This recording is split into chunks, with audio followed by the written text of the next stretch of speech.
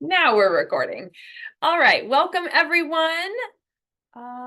Okay, yeah, everyone's in. Hello, hello. I'm Megan Rowe. If you don't know me, I am manager at St. Jude Wellness Center and I am a registered dietitian. And so we're going to talk about food today. Let me share my screen.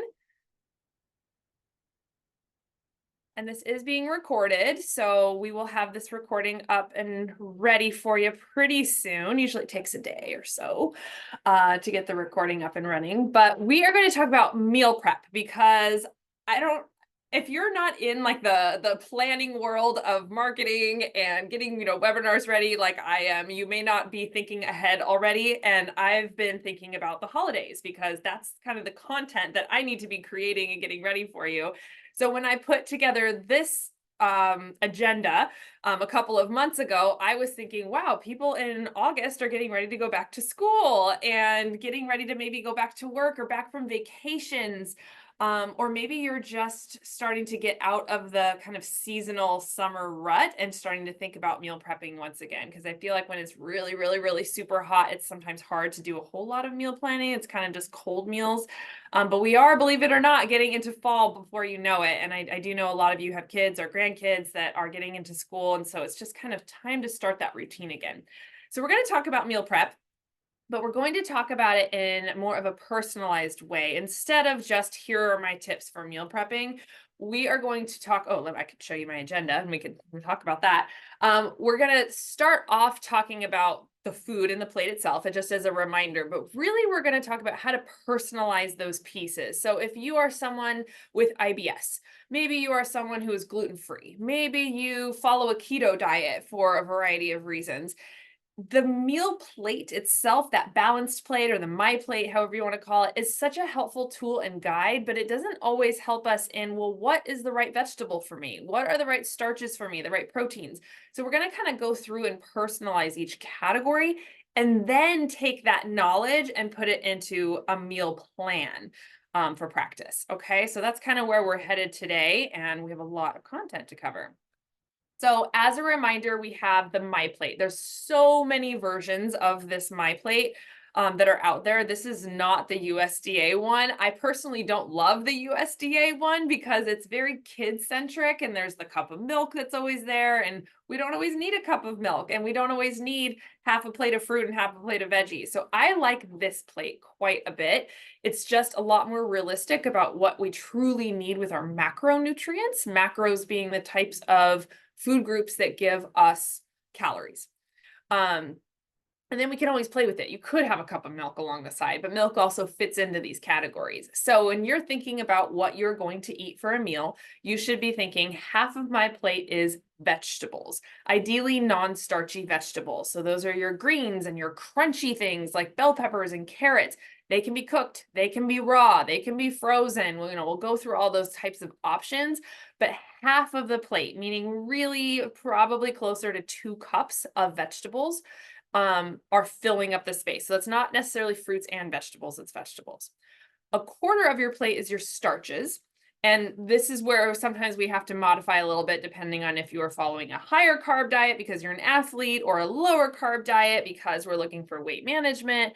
But really about a quarter of your plate is starches, which equals half a cup-ish, more or less. And your starches, you want them to be the least processed possible. So that's wild rice. Starchy vegetables could be here. This could be your peas, your corn, your squashes, your potatoes. This also could be where pasta and bread fall. And then a quarter of your plate is your protein. And again, we're going to get into personalizing this. Is protein plant-based? Is protein meat-based? Is it a combination of the above? But we always want to make sure that there is a good amount of protein on that plate. And what we forget about often is the fat. We really do want some source of healthy fat in every meal. It helps us to feel full and satisfied. It also helps us to absorb the nutrients that are in our plate. All of those vegetables along the side have a lot of fat-soluble nutrients that aren't well absorbed if we don't eat fat with them. So you don't need a whole lot of fat. This does not mean smothering your plate with butter, but that little bit right there, maybe a two tablespoons, 3 tablespoons of a fat. So knowing this when we're eating is helpful as we meal plan, and meal plan even for a week ahead, because you're kind of visualizing each meal and what needs to be there. And I like to just include this because oftentimes I think it's hard to visualize what those portions are. You know, is my plate this big? Is it this big? And how much, what does that mean?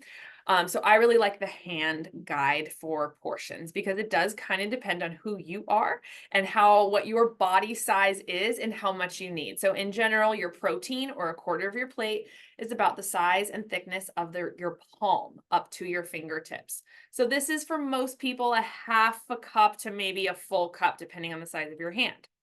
Vegetables, 2 full cups. Okay, that one on the bottom. Starch is how much you could scoop up. So if you were to scoop up some cooked rice in your hand, that is the amount without it falling out, right? So it's not this whole handful, it's how much you could scoop. And then your fat is your thumb. So that much, let's say if you were to pour olive oil in there, that could be your olive oil portion. If it's a food fat, like an avocado or olives, let's say, I usually tell people they can have the entire thumb from all the way down to the joint at the bottom. You can have a bigger piece of avocado than just the little thumb finger. Okay, so hopefully that helps. These slides will be in the caption portion of the recording, so you'll get access to these photos as well. So let's get into the personalization. So go back to that plate. Think we have to go to each category and decide how we're going to choose our foods in each category. So we have to focus first on the fiber.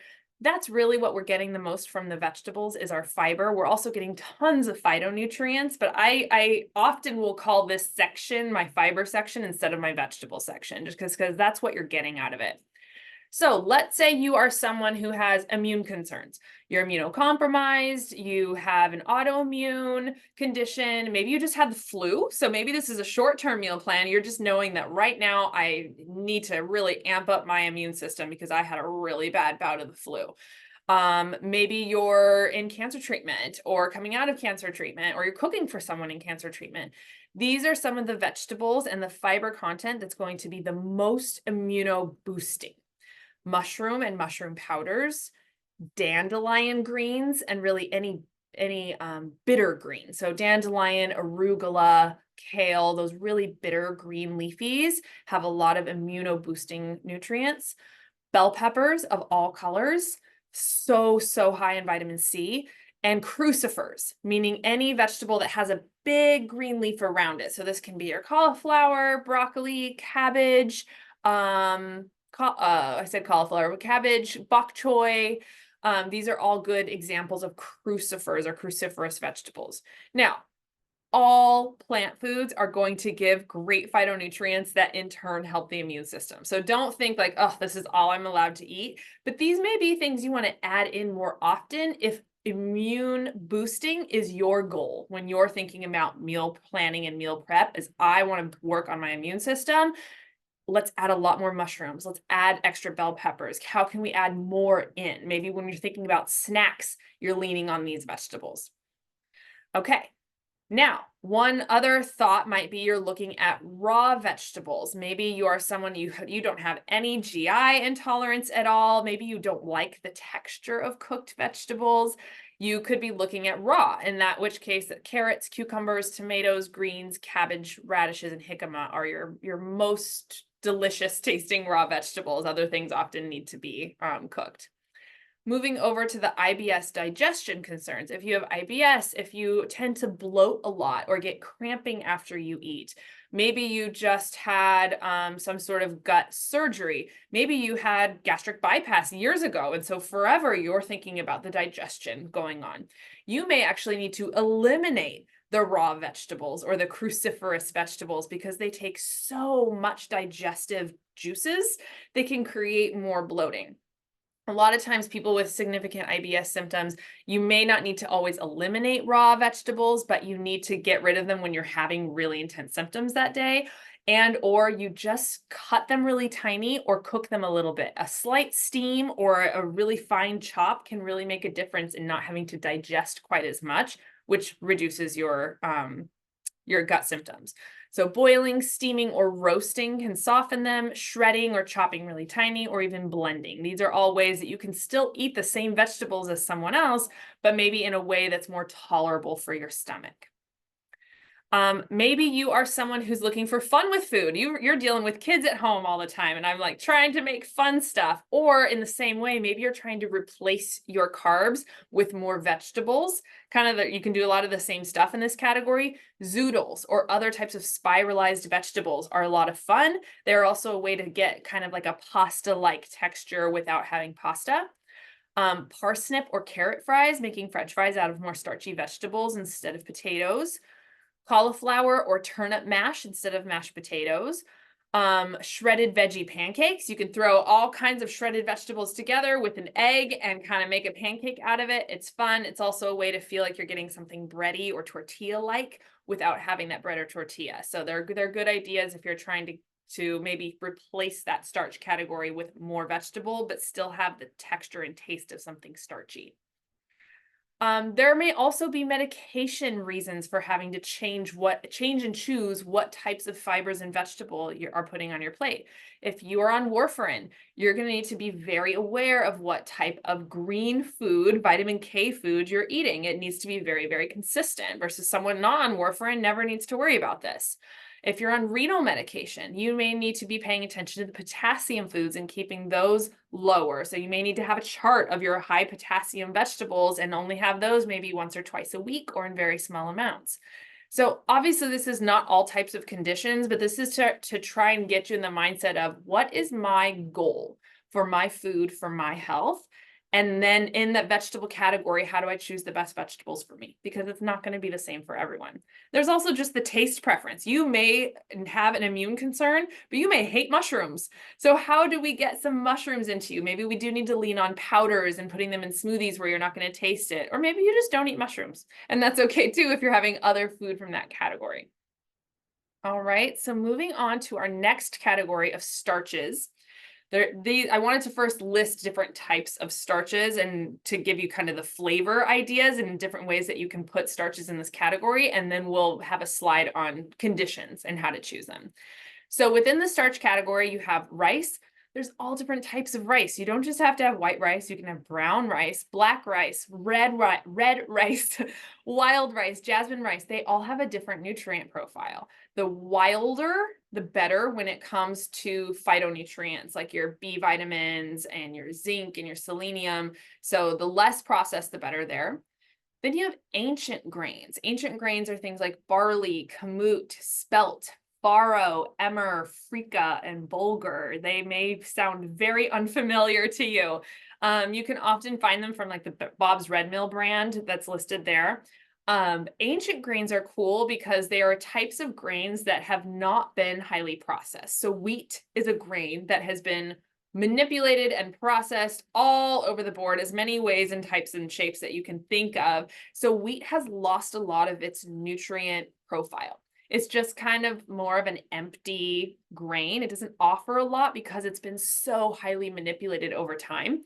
Whereas these grains, people don't make a whole lot of like barley pasta and barley bread and barley crackers. People aren't making kamut things very much. You'll see a little bit here and there, but because of their lack of processing, these grains have their original, as close to original as you can get, nutrient profile. So they're just very high in phytonutrients and they tend to be lower glycemic for the most part as well.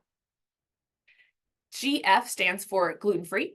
So now you have gluten-free ancient grains: quinoa, amaranth, millet, teff, sorghum, oats, and buckwheat. All of these also have that really dense nutrient profile, but they are also gluten-free. So a lot of us have gluten intolerance these days, or maybe are looking to be gluten-free because they have someone in their house that's gluten intolerant or has celiac disease.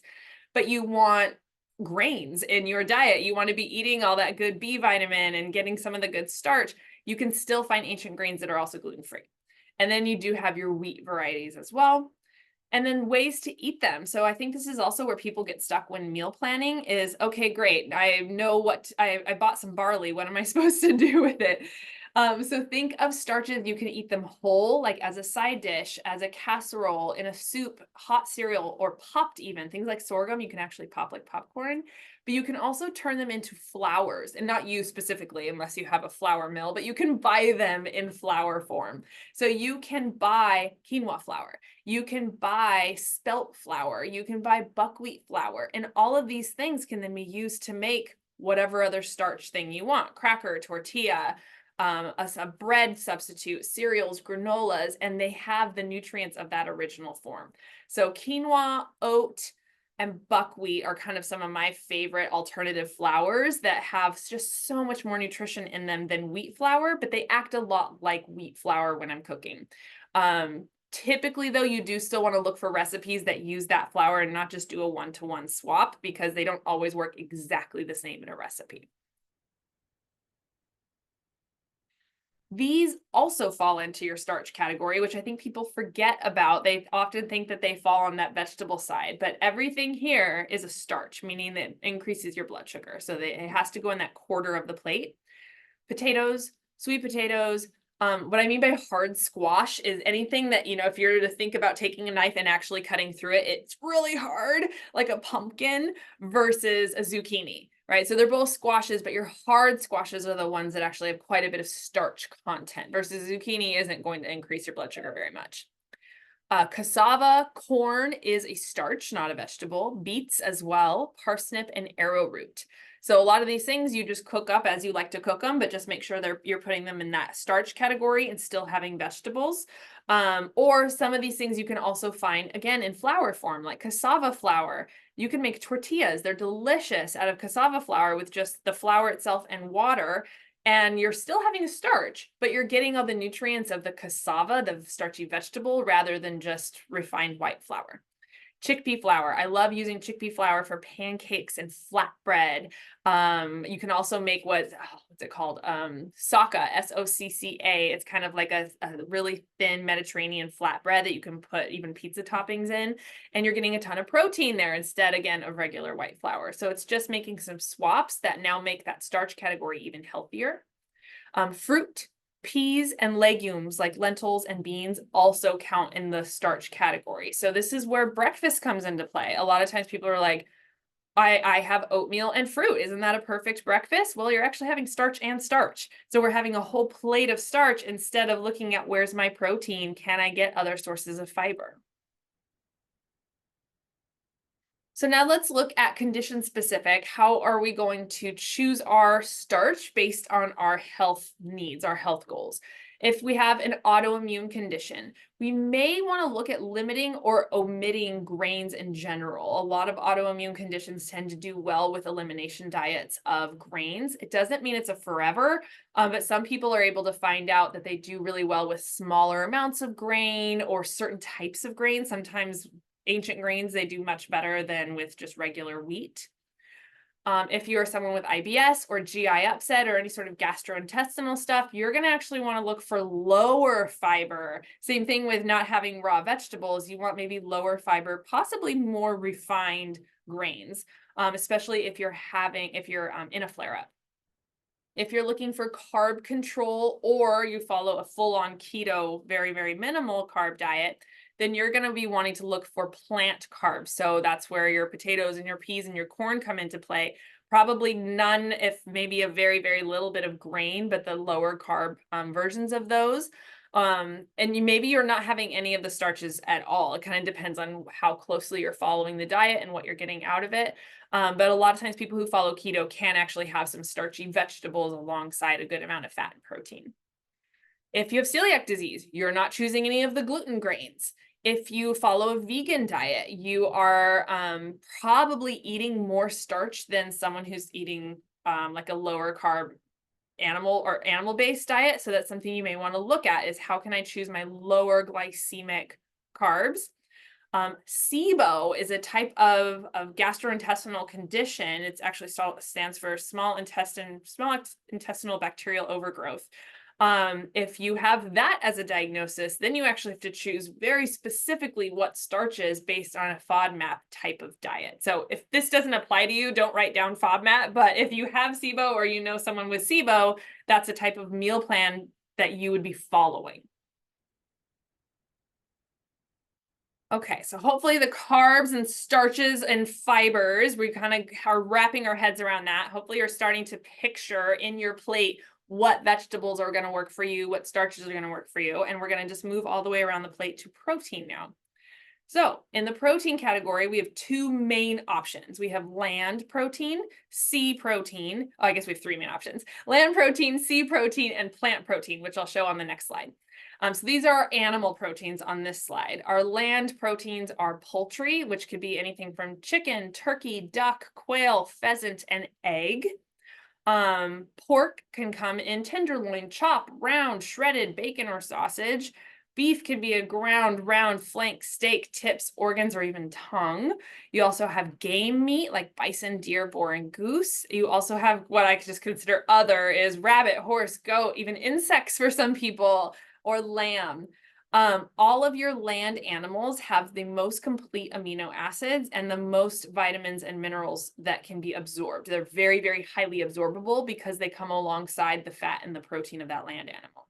That being said, they also are higher in saturated fat. And for some people who are following plant-based diets for sustainability reasons, you also need to be looking at the quality of these land animals. But just kind of giving all of our options here, and also reminding you that there are all the different ways of cooking these things. I think we get stuck in ruts on meal planning of, it always says ground meat, it always is ground meat, but there's all these different cuts that come from beef. In the sea animal category, you have fish, which can be anywhere from salmon, halibut, cod to mackerel and sardines. The fattier the fish, the more nutrient dense. You also have shellfish like shrimp, crayfish, lobster, crab, clam, and then we also have fish eggs. These are also complete amino acids, meaning complete proteins, and your fish are your greatest source of omega-3s and lowest in saturated fat in the animal kingdom. So obviously plant proteins are going to be lowest in saturated fat, but you're getting very minimal in your fish and sea animals. Also, there is a big disconnect and misinformation about shellfish that are high in cholesterol. They are high in cholesterol, but food cholesterol does not translate to body cholesterol. So research is now showing that if you eat shrimp, you don't automatically get high cholesterol from that shrimp because we make our own cholesterol. We, like them as animals, we make our own. So when you eat cholesterol, it's okay. It's the saturated fat that we worry about. Things like shrimp and crab and scallops, all of these things have very low saturated fat, and even though they do have high cholesterol. So it's really very beneficial to eat these if you are eating animal proteins. And in the plant protein world, there are a whole heck of a lot as well. We have legumes, which you could spew off legumes for days. We have beans, peas, lentils, different types of lentils, different types of beans. Again, remember all of this variety as you're feeling stuck in a rut. Within the soy category, there's tofu, tempeh, soy milk, edamame, soy yogurt, and soy cheese. I think a lot of people forget about soy yogurt who are following a vegan diet, that it's a really great source of protein instead of like almond yogurt. There's also nuts, seeds, and then we have some other sources like nutritional yeast and seitan if you're following more of a vegan diet. And you can take these and turn them into a variety of things. You don't just always have to have a bowl of black beans. You can have black bean dip, like a hummus type of thing. You can also turn these things into flours and make pasta and tortillas and bread out of dried pulverized legumes. Again, you're not the one making the flours, but you can find the flours. You can eat them dried and crunchy, like dried chickpeas. You can find milks made out of almost all of these things, and spreads and cereals. You can turn them into burgers or meatballs. So that you can do a lot with these plant proteins. The plant proteins are typically lower in protein, and they're not complete amino acids, pretty much for the most part. However, they're very high in fiber, whereas animal proteins are not, and they have a whole lot of antioxidants. So it's a balancing act of, again, what do you need? What are your health needs? What are your preferences? What are your taste and flavor preferences? How much time do you need to prepare things? Honestly, if you're wanting to make burgers and meatballs and more like cuisine, in a vegan or plant-based style, it can take more time than just grilling up a burger. So sometimes it's getting used to that, but you choose your needs and then you choose the food appropriately. So let's look at condition management. If we have an autoimmune condition, you may be looking at limiting soy and having more animal protein as opposed to plant protein. With GI upset and IBS, you're probably flipping that and having less animal protein with more plant protein, but you have to make sure you really cook those legumes well so that all the fiber doesn't create a lot of GI upset. If you have anemia, you're going to do better with animal protein because of those complete amino acids and the heme iron. But you may want to limit dairy because dairy actually prevents the absorption of iron. So more animal meat, but less of the dairy from the animals. If you're having constipation, you may want to back off on the animal proteins and have soft cooked plants instead of high fiber, which can create kind of more bulk. And then there's also even, and we didn't even talk about this at the beginning, but you might have a specific way of eating that has nothing to do with a health condition, but a religion or a culture that you're a part of. So maybe you don't eat a specific type of protein like no pork, or maybe you're vegetarian because of a belief. You also could be looking at where you live. If you're inland, you might not have a whole lot of fish options. If you are in recovery from surgery or you're aging, you're going to need more protein than someone else. And then again, if you're keto, renal, or fasting, you're probably eating less protein. So you find your category and then we choose our proteins appropriately. So hopefully, before I move into this next slide, what I would highly recommend is when you get these slides, print out that first slide of the picture of that plate that you see in the corner and just kind of write in each area. What are the ones that work for your needs and what are your question mark foods? Like, oh, well, based on what she said in the presentation now, I'm not sure if I should have beans or not. Like then we can have a consult and we can have a conversation about it instead of you just always guessing. So I do want to touch on dairy. It's not its own category, but it's kind of in the protein section. So I just want to kind of clarify some frequently asked questions that I get. So we often put milk and dairy into the protein category because it's very high in protein. But then it gets very confusing if we're not having dairy protein, if we're having things like almond milk and these milk alternatives, because now we're no longer talking about protein. So let's talk about the different varieties of milks and dairy and what we can expect from them. So we have on this little arrow chart up here, this is the highest to the lowest amount of protein in your cow or animal dairy. So sheep yogurt is actually your highest source of protein in the animal dairy world. It's very, very high in protein. Then goat yogurt, then cottage cheese, then Greek yogurt. So that might be surprising to some of you who think like Greek yogurt is the be all end all. You can actually get more from cottage cheese and sheep yogurt. Then ricotta cheese, then regular yogurt, not Greek, then milk, and then your cheeses. So that's kind of your spectrum of highest to lowest protein. And your soy milk and soy yogurts kind of fall in the range of your regular yogurt. So they're not as high as a Greek yogurt, but they're still a fairly good source of protein. And then over here in your blue box to the left, you have your protein per serving in dairy alternatives. Almond milk, 1 to 2 grams. So if you're looking up there on that little arrow chart, sheep yogurt has 18 to 20. So 1 to 2 grams is nowhere near it. So if you're drinking almond milk, it's fine. You can absolutely drink almond milk, but you should know it's not a source of protein. So I think this is where some confusion comes up is as people are making their smoothies or whatever, they're used to milk being their protein source and almond milk is not a protein source. Oat milk is also very low, 3 to 4 grams. Coconut milk has basically none.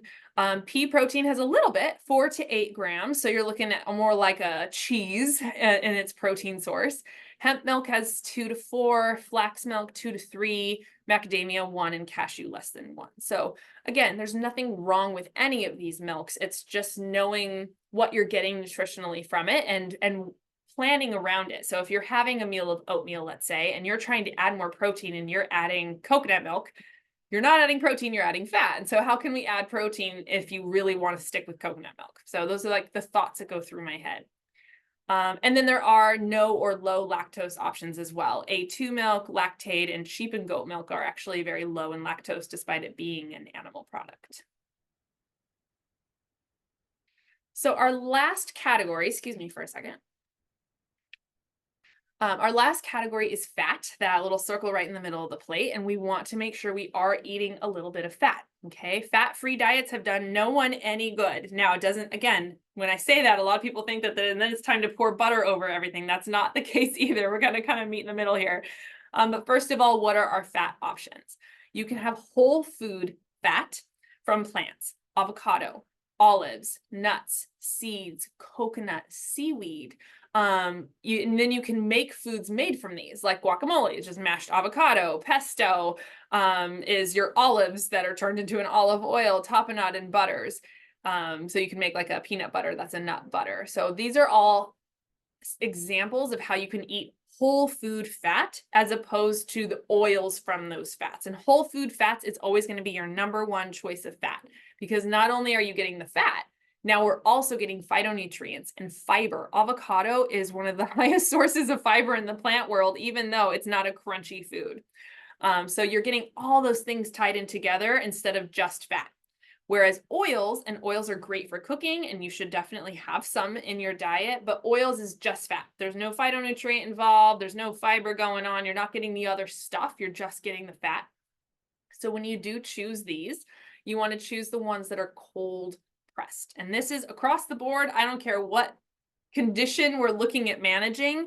If you have a heat pressed oil, it means inflammation is going to be a result of that, just because of the chemically what happens to oil when it gets heat. So cold pressed oils are going to be olive oil. Olive oil is almost always cold pressed, so it might not always say it on the bottle, but it almost always is. Avocado oil, again, is almost always cold pressed. Coconut oil, sesame oil, and flaxseed, you want to read the bottle. So in general, you're looking for bottles that say cold pressed. And then your seed oils, canola, grapeseed, safflower, sunflower, cottonseed, soybean, and peanut oil, these are most often heat pressed, meaning these are very inflammatory. These are what you're going to find in fast food, in restaurants, and in processed food, typically. So if you can at least control what you're cooking with in your home and have only those cold pressed oils, then we have a little bit of leeway when we're eating out. And then you have animal fats, which is going to be very dependent on you and whether you want these and whether your body tolerates these. They're not an essential food, but they do have some benefit. Any of your animal fats like butter, ghee, lard, and marrow are going to have the highest amount of vitamin D and fat-soluble vitamins because they're so high in saturated fat. So these you have in small amounts, maybe for certain types of foods that just really are benefited from those flavors, but these are probably not your everyday go-to cooking fats. All right, so again, what are the fats that you love that meet your health needs that you can plug into that little space right there? Okay. So we have our picture of our plate, and we kind of know in general, we have a general idea. I know I've been talking really fast. You probably don't have it drawn out or anything, but you have an idea of which foods in each category are best for you and your family and your needs. Now we start meal planning, now that we have that general idea of food. So now we go into what is my method for actually planning my meals for the week ahead, or maybe it's for the next 3 days ahead. Everybody's really different in how often they like to go to the grocery store. Personally, for my life, I plan for a whole week because that's just the way my life works right now. But if I could go to the grocery store twice in a week, I probably would if I had time, because it's just easier to think in 3 or 4 days. But I want you to learn about and allow me to introduce this concept of meal themes. This is something that I often will do whole series on for people who are really struggling with meal planning. In fact, I'm planning on maybe making a series in the new year on this, because it can be so incredibly beneficial once you get the hang of it. It really just makes meal planning happen. And people always will say like, wow, meal planning just comes so easy to you. You always have something to make. It's a skill that happens with practice. So please know that when you start meal planning, it's always going to be rocky. You're going to forget something at the store. You're not going to make the recipe right, but you just have to practice. It's a skill. So meal themes. Choose a theme for each day of the week that fits your taste preferences. So theme examples are here on the bottom. Taco Tuesday, Fish Friday, Breakfast for Dinner Tuesday, Soup Monday. You pick these categories of foods that you find that you eat often and that help you to categorize the meal. Because Taco Tuesday could mean beef tacos, could mean black bean tacos, could mean taco salad, could mean taco casserole. Like there's a lot we can do there, but if you know you kind of like that flavor profile and you know generally what to make, it can really help to know, gosh, every single Tuesday I'm going to make something taco-ish. So you pick your categories. The sky's the limit. I'm going to show you here in a slide some ideas. But then once we pick our meal theme, then you pick at least 4 meals underneath that theme that fit your personal health needs. So that's going back to that food. So for me, I love, let's say, fish tacos. So we're going to have cod fish tacos this week. And next week, we're going to do taco bowls with ground beef. Now, if my father-in-law is coming over, I'm not going to put bell peppers in there because he's allergic to bell peppers. I would usually do bell peppers and onions. That's my go-to taco mix. But if he's coming over, I'm probably going to choose onions and maybe zucchini, something like that. And so you kind of have to plan around it. If you're gluten-free, you're going to be making sure that you watch those labels. If you pick a tortilla, you can't have a flour tortilla. You can have a corn tortilla. If you're low carb or keto, that taco bowl is not going to have rice. It's going to have cauliflower rice. So do you see where I'm going with you? You pick your meal based on your needs, but you're picking your theme based on your family's meal preferences. And then you rotate through. So here's the key. If you have 4 favorite meals underneath each day of theme, you won't eat the same thing for a full month by the time you rotate through. Because this Monday, I'm having meal 1. Next Monday, same theme, but meal 2. The following Monday, same theme, but meal 3. And the following Monday, same theme, but meal 4. And then I'm rotating back to meal 1.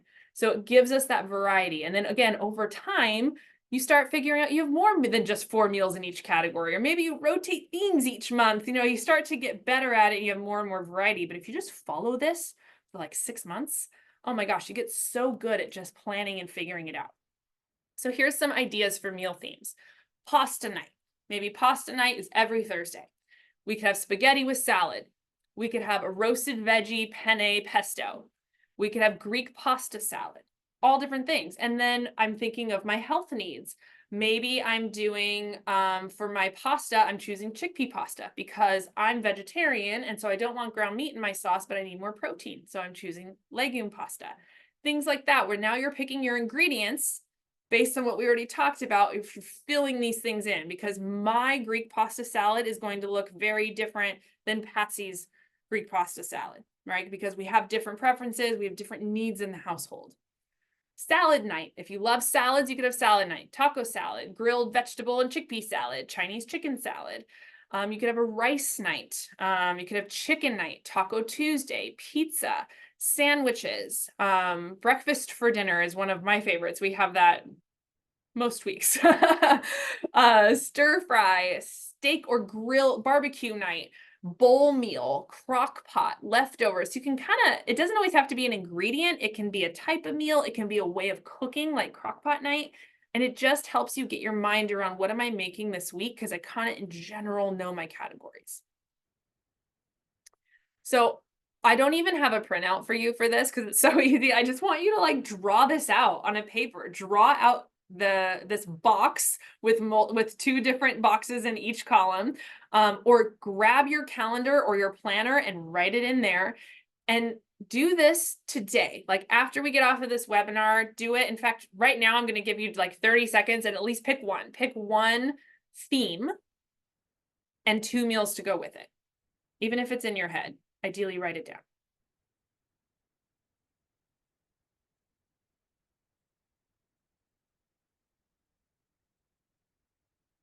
Okay, and so today, try and do at least 3 themes with 4 meals underneath each theme. And by tomorrow, see if you can fill out the whole week. Or at least just come up with a variety of themes that you want to go through. But this I promise you, the organization of this, for those of us who struggle with meal planning, of you're just staring at your calendar thinking, what am I going to make for dinner for the rest of the week? Especially if there are multiple people that you're cooking for, this just helps get things moving. get people's input. If you do cook for multiple people at home, ask them, what's a theme that you would choose? Or what's one of your favorite meals? And then we modify it for our health needs, get them involved. And then once you have this set, post it, especially if you have kids. Guess what? Every single Monday is casserole day. That way they're not asking you and bugging you and complaining. It's like, this is always what we're doing. And you're welcome to give me input on types of ingredients, but this is the theme for the day. Okay. So here are other steps and tips that I like that often help my clients is to designate a day to meal plan on paper. So I'm underlining and bolding meal plan versus meal prep. Those are two different things. Your plan is what am I planning to make? What's on my agenda versus the prep is the work of the cooking and the cutting and the slicing and the dicing. So designate a day to meal plan and do this for a month every single day, just to get in a rhythm. You can always change it later, but choose a month and choose a day to do that every single week. So for instance, I typically meal plan on Fridays because I usually go to the grocery store for the week on Saturday. Typically, sometimes I go Sundays, but if I do my plan on Friday, then I have time Friday night, Saturday morning to talk to my family, and they're like, oh, can you please do this one thing? I can change it up. But my plan is done. I don't have to think about that and go to the grocery store. They're two separate things. So I do my meal plan. I have my calendar and I write out my theme and my meal, and then I make my grocery list to go along with that. Oh, and as you're planning, you're looking at your calendar. I'm going to show you an example of this because weeks are going to differ too. Maybe you have a meeting this week. Maybe you're going to your grandkids' soccer game on Thursday and you usually don't. So Thursday's theme will stay the same, but maybe you're choosing a different meal that you don't normally make because it has to be really fast. So you kind of have to use your calendar, make your grocery list. And then for your other meals, we're talking about dinner themes. You can obviously use themes for breakfast and for lunch if this really helps you. I like to start small, so start with just dinner. And then maybe you choose just one or two options for breakfast and for lunch each week. So you're not planning everything. Maybe my breakfast this week is just going to be either oatmeal or scrambled eggs. That's just, I'm going to rotate through it. It's fine. Lunches are going to be leftovers or a turkey sandwich. And you're just going to rotate through. That way your brain power is focused on the themes, and then you can always change that. And then you designate a day and a time frame for the meal prep. When are you going to be doing some of the prep that's involved? Are you going to be chopping up your carrots? Are you going to be pre-cooking your rice because you need that done for yourself? So this is really, really personal and individual on what you need prepped in order to make that meal that you've planned for. Maybe you're someone who just wants to do it all in once. I personally like all my vegetables pre-chopped because the chopping is what feels like a lot of work. So I do that on the weekend and I do everything else later. But you have to make the time for that. So this is where the planning comes into play. Okay, if I'm having taco bowls, I got to cut out my onions and my bell peppers. I just know I need that done for myself. So I set aside time to do that. So here's what I mean by looking at your calendar. And this is like such an old one because I've taught this for so long. I think this is like a 2-year-old calendar. But see how I'm looking at my week ahead. My meal plan day is Friday the 18th. That is when I'm looking at my next week and starting to plan ahead. And again, this is just me. You might plan on a totally different trajectory. But I'm looking ahead and I'm knowing, okay, my meal prep day is Sunday. Looks like I'm going to be home late on the 22nd because I have a meeting. Looks like the 23rd, my husband and I are both home late. And then looks like on Friday, we're having dinner with friends. So I don't need to plan that because we're going out. So that is helping me. So some of the things that are going through my head as I'm looking at my calendar, I need 2 meals that will be ready to heat and eat for those 2 late days. I don't need to plan a meal for Friday. And I know I won't have a whole lot of help for doing any of this meal prep because it looks like my husband's going to a bachelor party Saturday. So these are all things that are coming into my head as I'm thinking ahead of things. And keep in mind, I have a family with 2 little kids. So like we're a bit busier than you might be in your stage of life, but it's still good to look ahead at your calendar. And you can pick any method of grocery list and meal plan that you want. You can do it in your own journal. You can find a template online. If you just Google weekly meal plan, you will be amazed at all of the cutesy images that random people have made on Canva that are available to you for free. Or you can just open up a notebook. I personally have used that one on the left. That's my template, and I'm happy to send it to you.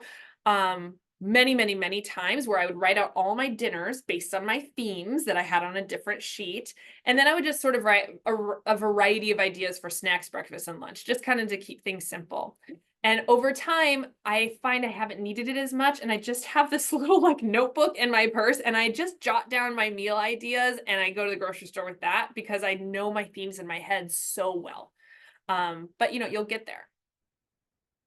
So I want to, now that we have that idea, I want to just show ways of modifying that same meal, kind of going back to what we were talking about at the beginning. So let's say I want to make oatmeal for breakfast. That's on my meal plan. Well, the standard American diet or our SAD diet would say just have this maple brown sugar, Quaker, quick oatmeal, add some water, put it in the microwave and go.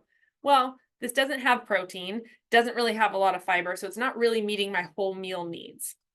So maybe I could just plain make it healthier by using steel cut oats, adding berries, a peanut butter, and some flaxseed. Now I have protein and fat. Maybe I'm gluten-free. Maybe I have celiac, so I have to be really careful about what oats I buy. So I'm going to find a gluten-free oat, or maybe I'm going to use buckwheat or amaranth as my hot cereal because those are also high in protein in addition to being gluten-free. And I'm going to add some collagen powder to make it high protein and some hemp seed and some fruit. Those are ways to modify.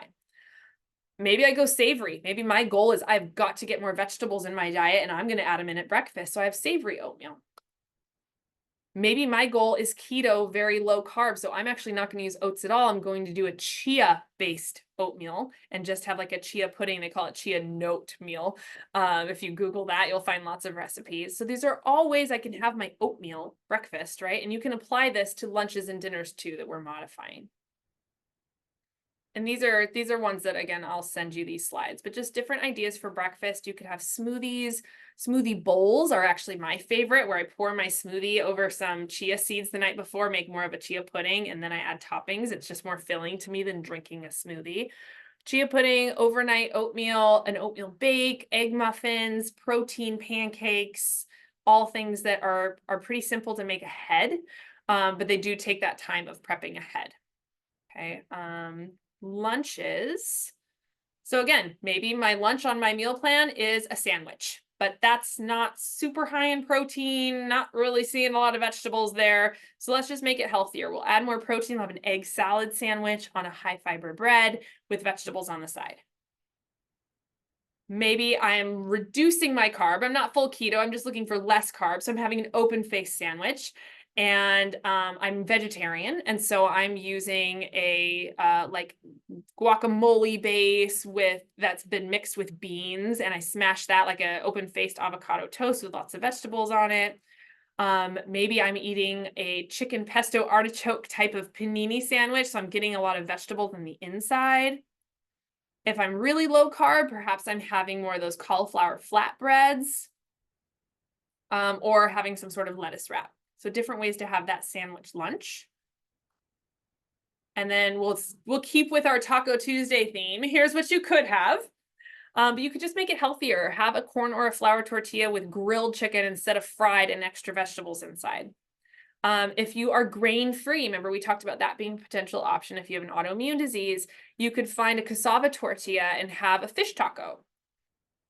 If you're looking for a high fiber, lots of color type of taco, we could have black bean with lots of vegetables and guacamole, and that's also vegetarian. Low carb tacos, you could use a jicama shell. And maybe you could do a taco bowl. It doesn't have to be a handheld taco, and use quinoa as the base with beans and chicken, veggies, cheese, and salsa. So all different ways to have our Taco Tuesday. Okay, just different ways of eating. You could use jars. You could use divided containers. People love putting things in mason jars and kind of like you just put the dressing on the bottom and then you shake it up.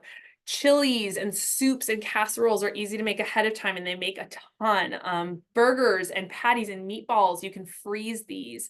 So it's whatever is visually appealing that makes sense to you, but stick to it. I would highly, highly encourage you and invite you to choose a method and kind of stick to it for a month. And I know this is a lot of words, but these are kind of my last tips to send to you is ask yourself what you can do in those spare minutes you have to meal prep ahead. So if I'm watching TV at night before I go to bed, and I know I'm going to watch a show for half an hour, I can see my TV from my kitchen counter in my house. And so I might do some chopping right there. And I don't have to do all my meal prep in that moment, but I might at least finish up my vegetables for my Monday and Tuesday meal.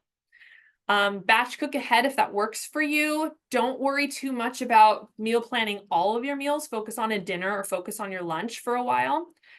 A 5-day plan allows for surprises and for eating out as opposed to a 7-day plan.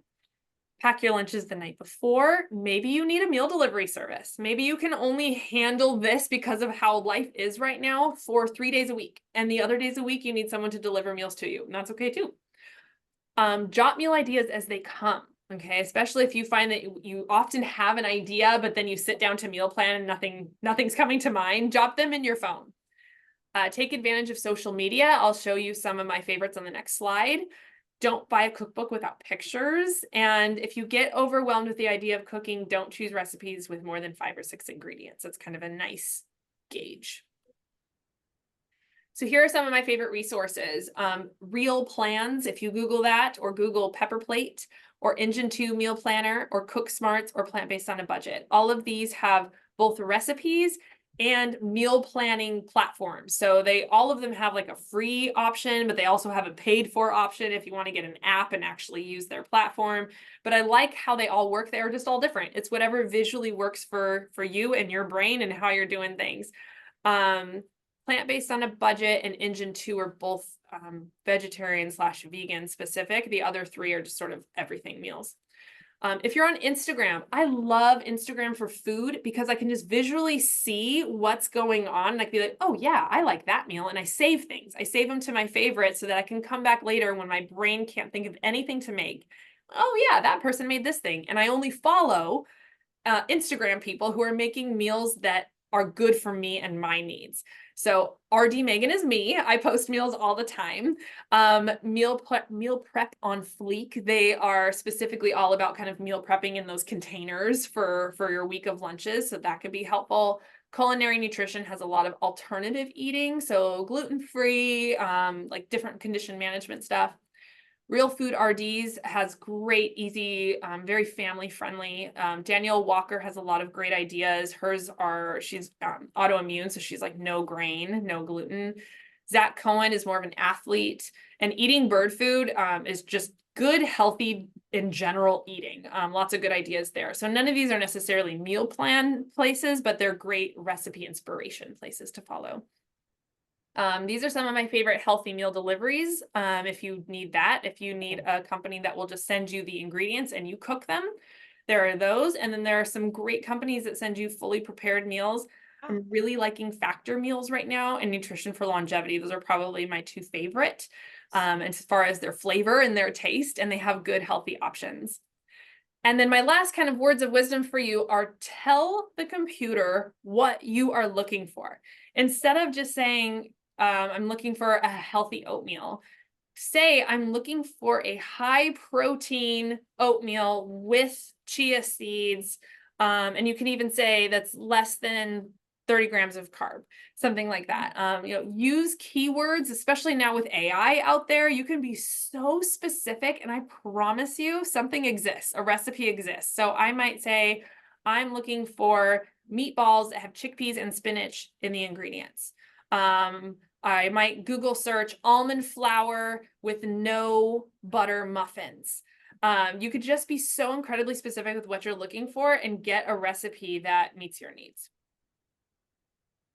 So that wraps us up. We have a few minutes for questions. There's our information there if you want to contact me or the Wellness Center.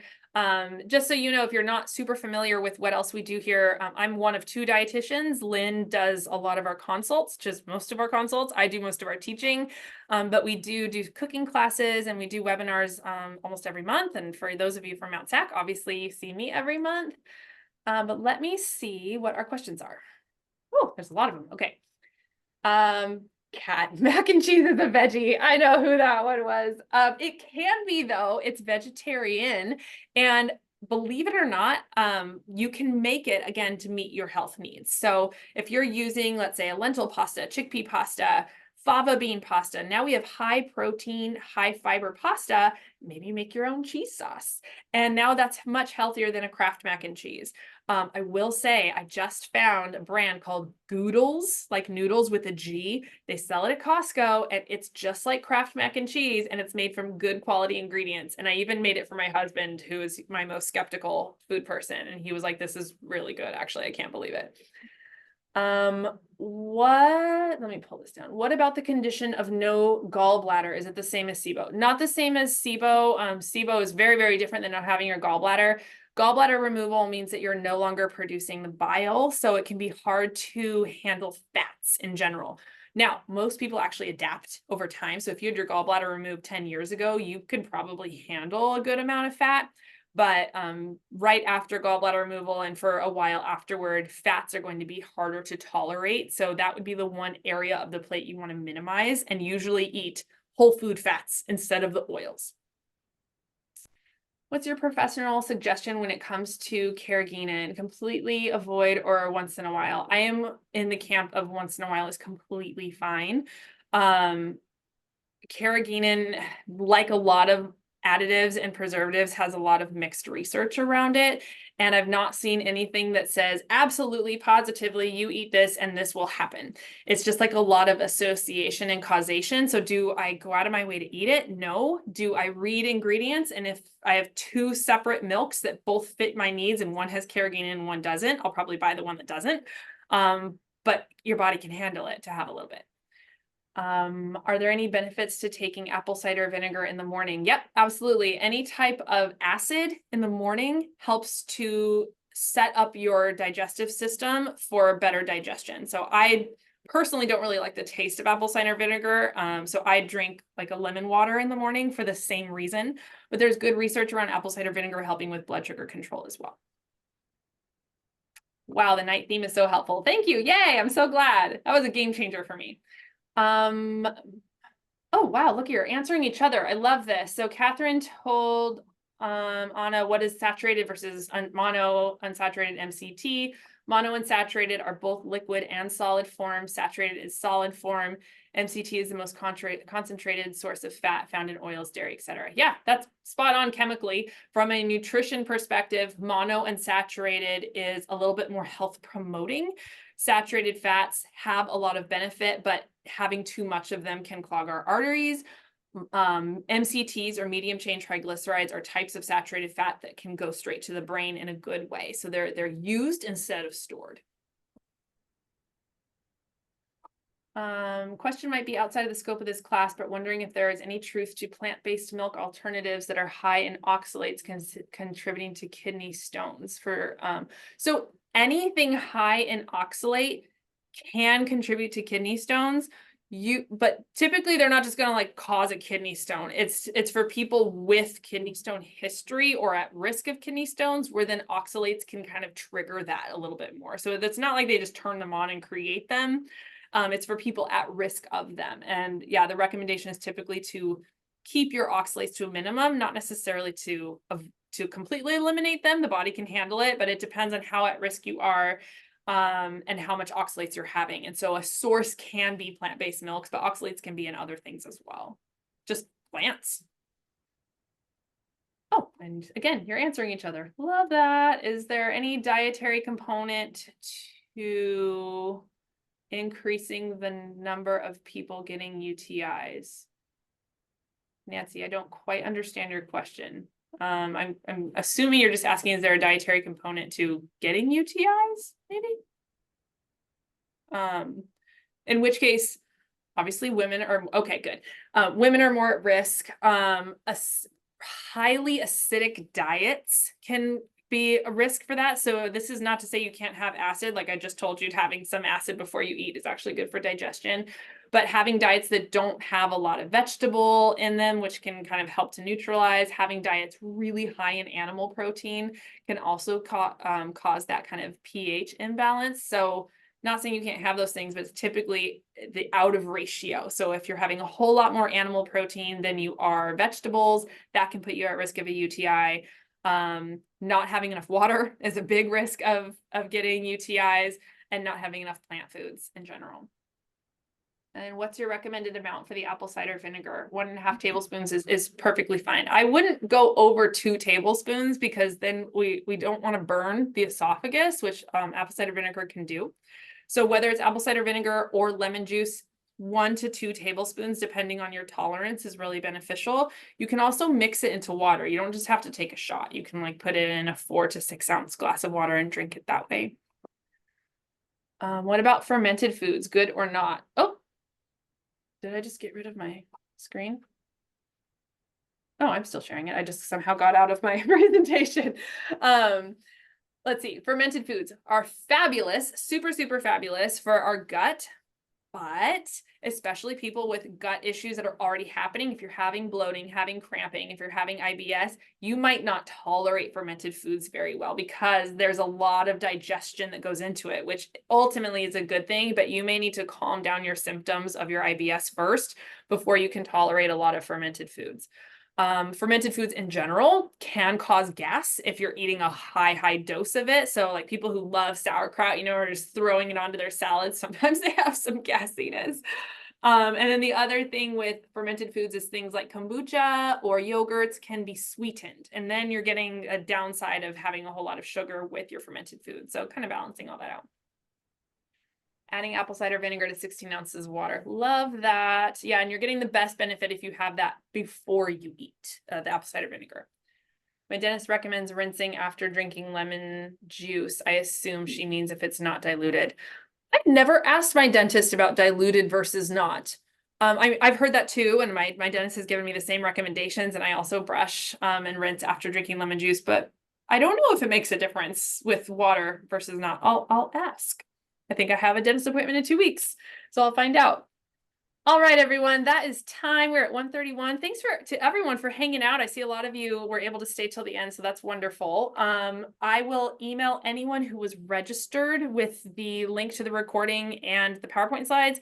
If you weren't registered and or you're from Mount SAC, that will be posted to your Mount SAC website forever.